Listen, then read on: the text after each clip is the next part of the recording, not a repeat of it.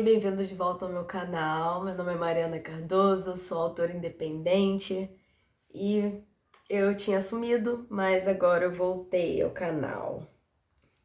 Hoje eu vou falar sobre a minha última leitura, Fahrenheit 451. Bom, Fahrenheit 451 é um livro clássico de ficção científica. Ele foi escrito pelo norte-americano Ray Bradbury. Gostei muito da leitura. Geralmente tem uns clássicos da ficção científica que não me pegam. Eu já tentei ler vários, mas a única que eu gosto de verdade é a Ursula Le Guin. A Ursula foi um grande nome da ficção científica e da fantasia. E eu vejo sendo pouco falado, depois eu posso até fazer um vídeo sobre ela, mas enfim. O Fahrenheit 451, ele conta a história do Guy Montag, que é um bombeiro, ele é um bombeiro no mundo distópico, no qual não há espaço para questionamentos, é um mundo de censura, de ideias, é um mundo autoritário, né? Só tem entretenimento sem fim. E o Guy Montag, ele é um bombeiro, como eu disse, só que nesse mundo os bombeiros não apagam incêndios, eles queimam livros. Esse livro é um livro muito atual. Eu achei ele muito relevante ainda para os dias de hoje. A parte relevante são as críticas do autor quanto a essa sociedade. Por quê? Tem uma crítica, por exemplo, que o Ray Bradbury faz constantemente sobre esse papel alienante da mídia.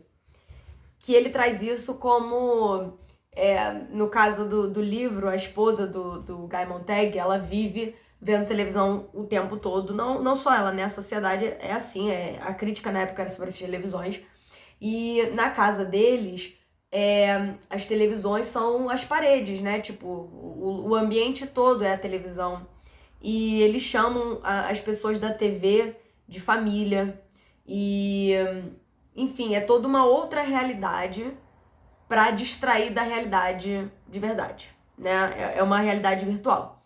E aí, nós, no século XXI, a gente não tem como olhar isso e não fazer paralelos com a sociedade das redes sociais, né? Que criaram uma realidade virtual que às vezes se confunde muito com a realidade em si, né? E, enfim, antigamente ele se preocupava, como eu falei, com a televisão, com o papel da televisão, com mídias de massa, né? E hoje a preocupação seria as redes sociais. Essa passagem, ela fala sobre uma coisa que eu acho relevante, não só na questão das redes sociais, na verdade, é relevante porque a gente está na era da informação. A gente recebe um fluxo de informação imenso. E ele falou uma coisa aqui que é uma reflexão que eu faço no meu dia a dia. Tá escrito assim, para contexto, o chefe do Guy Montag tá na casa dele. E isso é um problema porque o Guy Montag começou a se questionar sobre essa sociedade em que ele vive, sobre queimar livros, e ele levou um livro para casa. É a primeira vez que ele faz isso. E aí o chefe dele foi lá visitar ele, porque ele falou que estava doente e ele nunca tinha faltado do trabalho até então. E o chefe dele já sabe que ele entrou em contato com alguma coisa, sabe que tá rolando alguma coisa. Ele já tem esse olhar. E aí ele vai lá e faz um super monólogo sobre o mundo, sobre como era antes, sobre os livros. E aí, enfim, ele tá falando aqui, é ele que tá falando nessa parte, né? O que seria o antagonista. Enche as pessoas com dados incombustíveis, entupa-as tanto com fatos que elas se sintam empazinadas, mas absolutamente brilhantes quanto às informações. Assim, elas imaginarão o que estão pensando, terão uma sensação de movimento sem sair do lugar, e ficarão felizes, porque fatos dessa ordem não mudam. Não as coloque em terreno movediço, como filosofia ou sociologia, com que comparar suas experiências. Aí reside a melancolia. Essa parte foi muito interessante na minha leitura, porque é justamente hoje em dia, como a gente tem muito acesso à informação, mais do que nunca, a gente tem a sensação de que a gente sabe muito. Então essa parte que ele fala, elas vão imaginar que estão pensando. E é exatamente isso. A verdade é que informação não é conhecimento, a informação não é reflexão. A informação é só uma informação em si. Você sabe muitas coisas, mas e daí? Você vê, por exemplo, nas redes sociais hoje em dia, as pessoas não sabem interpretar nada. As pessoas têm uma dificuldade imensa de interpretar as coisas. Então, o que adianta a gente ter todo esse acesso à informação, mas a gente não parar para conhecer nada a fundo, para estudar nada a fundo, para refletir sobre as coisas. E cada vez menos a gente usa o tempo para refletir. Isso eu tô me incluindo também. Eu vivo nessa sociedade, entende? Isso é uma reflexão que eu faço. Ai, já vou abrir um parênteses, que eu sei como é que a rede social é. Ai, mas eu paro, penso, eu nem não abro o Instagram. Tá, show. Tô falando em geral, se você é floco de neve, não se encaixa nisso, tudo bem. Então, se tu é o filósofo, show de bola. Tô falando aqui no geral. O ponto da internet, o que eu tenho acesso é que as pessoas não usam tanto tempo para refletir e principalmente sem nenhum estímulo. Isso é uma coisa que eu venho batalhando muito, porque eu sempre tô lendo, eu sempre tô vendo alguma informação, mas tem sempre algum estímulo, alguma coisa por trás. Quando foi a última vez que eu só fiquei olhando pro nada, sei lá, refletindo? Então a gente não dá saúde, chuchu, espirrando. Tudo bem aí, cara? Não vem aqui, se eu falar com ele vai querer vir aqui. Onde eu tava? Qual foi a última vez que eu fiquei contemplando, né? Não sabe, sei lá. Qual foi a última vez que eu fiquei refletindo sem nenhum estímulo, né? Que eu fiquei olhando pro teto, sem fazer nada, sem pensar em ser produtiva ou qualquer coisa assim. E isso, devo dizer que nem só é uma questão de rede social, né? Isso, pô, quem dera que fosse, né? Porque quer dizer que a gente vai ter, que a gente tem tempo de ficar sem fazer nada na rede social. Mas a gente sabe que a gente tem cada vez menos tempo, porque a gente vive na sociedade que a gente vive, politicamente, e, enfim, trabalho, né? Tem toda essa questão. Mas, mas isso também é um problema, porque quando a gente tem tempo pra fazer nada, basicamente, a gente vai ocupar esse tempo com rede social, com televisão, com algum estímulo, algum lazer fácil. E isso é um fato, porque a gente tá cansado. Só que, enfim, já tô indo pra outras questões. São só reflexões que me vieram quando eu tava lendo esse livro, né? Que são reflexões que fazem parte do meu dia a dia. E aí, uma outra coisa que ele fala no finalzinho é: não as coloque em terreno movediço como filosofia e sociologia. Ou seja, o que eu interpreto é que isso é uma crítica que ele faz a respostas fáceis. Isso é uma coisa que me chama atenção, porque hoje em dia isso tá no ápice. As pessoas, elas esperam isso de livros, elas esperam isso de filmes, espera caminhos fáceis, respostas fáceis. As pessoas, elas não querem refletir, tirando a questão do tempo em si. As pessoas, elas são cada vez menos, elas não querem refletir, elas querem uma resposta fácil, elas querem uma pessoa pra falar, pra odiar, e uma pessoa pra amar, e nenhuma nuance. Então, eu vejo isso muito dentro do mundo dos livros, de séries, de filmes. As pessoas, elas querem tudo preto no branco, querem o vilão e o mocinho, e não querem nada cinza. E assim, elas querem, como eu disse, respostas fáceis. Eu acho que isso é uma crítica a isso, porque a filosofia e a sociologia não te dão, elas te oferecem caminhos, elas te oferecem reflexões, porque você tem que ligar os pontos. Você tem que escolher uma linha, né, pra você refletir, pra você pensar sobre. E cada vez menos as pessoas, elas estão dispostas a correr atrás das respostas, elas querem tudo na mão. Eu vejo isso, um exemplo claro disso é quando eu tô na rede social e, sem brincadeira, tipo, tá no vídeo todas as informações que a pessoa precisa, de uma receita ou qualquer coisa, e aí tem gente nos comentários perguntando: mas da onde é? Mas qual a receita? Mas o que é isso? Tipo, a pessoa já botou ali, já tá fácil. E mesmo assim as pessoas, elas querem mais fácil ainda. Eu acho isso uma loucura. E quando não é isso, quando não já tem ali, as pessoas, em vez de pesquisarem, elas perguntam nos comentários e tudo. Enfim, a gente não quer ligar os pontos. E isso se deve, eu acho, à questão da vida moderna. A gente tá cansado, a vida moderna é cansativa, e eu entendo até certo ponto, sabe? Mas se a gente só aceitar isso e não lutar individualmente por recuperar essas reflexões, porque assim, se a gente esperar uma revolução total pra gente cuidar da nossa cabeça, aí complica um pouco.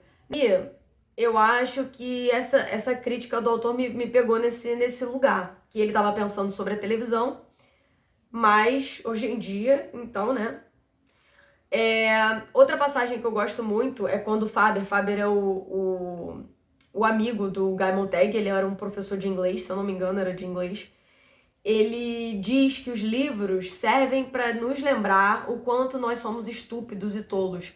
E isso me lembrou de uma situação do William Faulkner, que eu coloquei no meu segundo livro ainda não saiu, mas tá no epígrafe, tá na epígrafe, e ele diz assim: o que a literatura faz é o mesmo que acender um fósforo no campo no meio da noite. Um fósforo não ilumina quase nada, mas nos permite ver quanta escuridão existe ao redor. E eu acho isso muito poderoso, né? A literatura te oferece perspectivas diferentes, te oferecem, às vezes, reflexões que você nunca fez, ou a volta em reflexões que você já fez. Então, enfim, eu gosto muito dessa citação e eu vi a conversa do Faber com essa do William Faulkner. Outra coisa, eu vou fazer uma postagem com as citações que eu marquei no livro, né? Lá na outra rede. Mas, antes de finalizar esse livro, eu queria falar sobre a última parte do Fahrenheit 451, que o autor intitulou como coda. Eu nem sabia o que era coda, eu não sei se isso é uma coisa normal, foi a primeira vez que eu vi isso em qualquer livro, mas é tipo um desabafo que ele faz no final, voltando. Que ele faz uma espécie de desabafo, né, nessa parte do livro, coda. E aí, ele começa falando que ele recebeu uma carta de uma universitária, e eu tô resumindo, tá? E ela pediu pra ele reescrever o livro e colocasse mais personagens femininas. Eu não lembro se ele tá falando do Fahrenheit 451, se é outro livro específico que ele tá falando dele, né? Mas, enfim. E aí ele diz que ele recebe cartas de negros reclamando, cartas de brancos reclamando, editores que cortam as metáforas dele, enfim. Ele basicamente diz que qualquer frase que precisasse que exigisse um segundo de atenção de alguém era cortada. Então, até aí, ok. Eu penso, uau, realmente, nunca ninguém vai estar satisfeito. Tá, sempre vai ter alguém insatisfeito. Então, os brancos que são racistas vão ficar chateados se tiver negros de importância nos livros, né? Então, e etc, etc. Pra mim era isso que ele tava falando. Então, no primeiro momento, eu tava assim, ok, até aí tudo bem. Mas, logo depois, ele começa a falar que o mundo tá cheio de pessoas carregando fósforos acesos. Tipo, pra queimar os livros. Aí vem a próxima frase que ele mete lá. Ele diz que cada minoria acha que tem direito e o dever de acender o pavio. E isso me lembrou uma coisa. Cara, eu nunca ouvi ninguém falando sobre isso. Eu vi alguns vídeos sobre o Fahrenheit 451 e eu nunca ouvi ninguém falando que o Ray Bradbury tem essa opinião. Que ele coloca isso no livro. Se eu não me engano, eu vou achar aqui. Me dá um segundo. Corta. Aqui, ó. Ele bota assim, o antagonista que tá falando. Ele tá falando assim. Eu acho que eu entendi por que num primeiro momento eu não fiquei... eu achei que ele tava mentindo. Mas... parece que não. Ele fala assim, o chefe dos bombeiros. A censura não veio do governo. Não houve nenhum decreto, nenhuma declaração, nenhuma censura como ponto de partida, não. A tecnologia, a exploração das massas e a pressão das minorias realizaram a façanha, graças a Deus. Hoje, graças a elas, você pode ficar todo feliz. Tananã. Enfim. Só que assim, você pode pensar que ele tá falando de outras minorias. Só que eu acho que não, porque depois eu achava, quando eu tava lendo, que, ok, poderia ser outras minorias, e não minorias políticas. Sendo que assim, eu só vejo esse termo sendo utilizado para falar de minorias políticas, né? Mas enfim, fiquei com essa dúvida, mas ok, eu praticamente nem me toquei disso quando eu tava lendo. Só no final, quando eu li esse tal desse Coda, que eu voltei nesse pensamento, minha mente recuperou essa parte. E aí depois, ele diz no Coda que o mundo é louco e vai ficar mais louco se a gente permitir que as minorias interfiram na estética. Que se os mormons, os negros, as mulheres não gostam das peças deles, elas que escrevam as próprias, enfim, ele começou a falar de várias minorias políticas, né? E, cara, não entendi. Achei muito infeliz, assim, essa fala dele. Pra mim, ele tava escrevendo um livro, ele escreveu um livro sobre os perigos do status quo, os perigos da conformidade, sabe? E aí ele começa a falar que as minorias são um problema, que o politicamente correto é um problema, e aí entra esse negócio do politicamente correto. Eu não entendi, não consegui entender a cabeça dele. Fui procurar umas entrevistas com ele. E aí tem umas entrevistas que ele tá super de boa, falando coisas fofas e parecendo o vovô da galera. E teve uma que eu li dele que ele disse que ele escreveu esse livro sobre o Stalin, o Mussolini e o Hitler. Hitler, o famoso cara que odiava minorias políticas. E ele escreveu uma crítica com o Hitler. Você tá entendendo? Caí num vórtex. Não entendi. Ray Bradbury, o que você tá querendo dizer? Eu não sei se eu sou dumb. Eu não sei se meu cérebro não tá conseguindo conectar mais as coisas. Por favor, se você entende esse homem, coloca aí nos comentários. Porque eu fiquei um pouco confusa quanto ao olhar dele. E aí, depois perguntou pra ele, essa parte, ó. Perguntam pra ele como a história do Fahrenheit 451 se sustenta em 94, que é quando ele tá dando essa entrevista. E ele diz que se sustenta melhor ainda, porque tem o politicamente correto agora naquela época. Ele diz que o politicamente correto é o verdadeiro inimigo. E que aí fica melhor. Ele fala que os negros querem controlar os nossos pensamentos. E que não deixam falar, que a gente não pode falar certas coisas. Que os homossexuais não querem ser criticados. Tá me entendendo, Pippin? Que esse homem está falando? Você me entende? Aí ele diz que é controle da mente, que é da liberdade de expressão. Enfim, eu realmente tô apresentando aqui os fatos. Você tire disso a interpretação que você quiser. Mas eu não entendi. Não entendi o cara que escreveu esse livro, Fahrenheit 451, com essas opiniões. Não consegui. Talvez eu tenha projetado a minha mente progressista no livro. Será? E na verdade é um livro super conservador? Não sei, mas nunca tinha ouvido ninguém falar sobre isso. Outra coisa que me chamou na entrevista é que perguntam pra ele quais são as leituras que ele sugere. E aí ele começa a falar vários autores, Shakespeare, que não sei o que lá, que já tinham morrido, cansados de morrer nessa época, em 94. Aí a pessoa pergunta pra ele se não tem ninguém contemporâneo.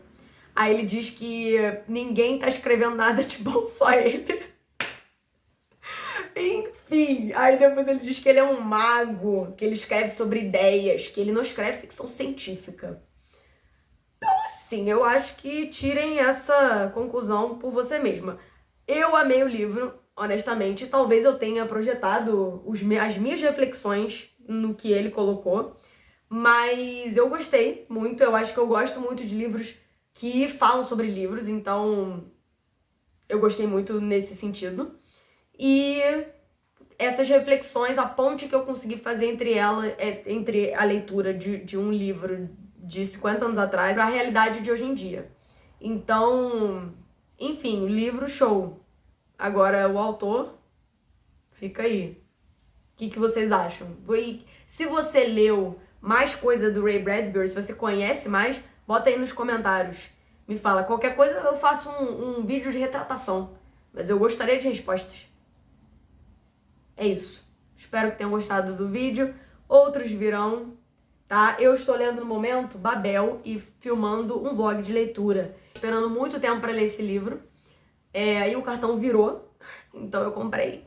Mas eu amo a R.F. Kuang, eu amo a trilogia da Guerra da Papoula, então... E eu tô amando, tô na página 100 agora. Mas enfim, fica aí pra ver o vlog de leitura. Beijo, tchau!